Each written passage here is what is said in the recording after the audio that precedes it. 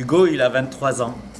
Il est né dans le quartier du Panier à Marseille, le quartier où il y a les rues qui montent et puis celles qui descendent.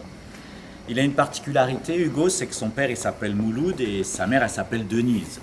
Et depuis qu'il est gamin, il a une tradition personnelle, un rituel. Chaque fois qu'il y a une rencontre qui est organisée entre la France et l'Algérie, que ce soit culturel, sportif, et ben Hugo, il prend le drapeau français dans une main, le drapeau algérien dans l'autre, et puis dans les rues du Panier, il crie «J'ai gagné! J'ai gagné!»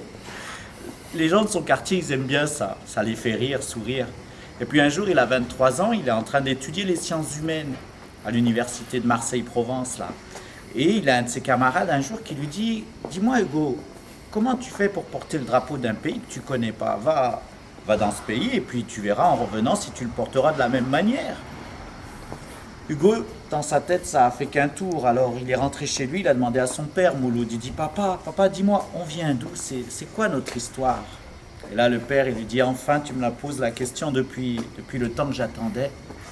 Il traverse le salon et puis il va prendre une enveloppe. Et dans l'enveloppe, il y a un passeport algérien, il y a quelques dinars et puis il y a une adresse.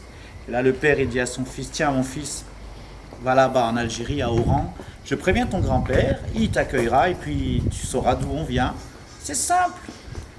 Alors Hugo, il réfléchit quelque temps, comment aller jusqu'à là-bas en Algérie? Est-ce qu'il veut y aller en avion? Non, c'est trop rapide l'avion. Alors il décide d'y aller en bateau. Il prend une place dans un bateau qui s'appelle El Jazair 2.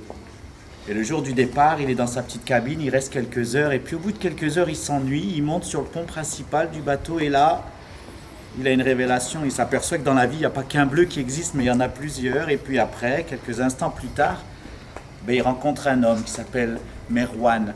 Merwan, les boueurs de Oran. Il y a une conversation qui s'engage entre les deux et quand le bateau arrive à Oran, Hugo, il ne le sait pas encore, mais sa vie vient de changer. Voilà, ça s'appelle Regarde plutôt la mer. C'est mon nouveau spectacle et c'est bientôt.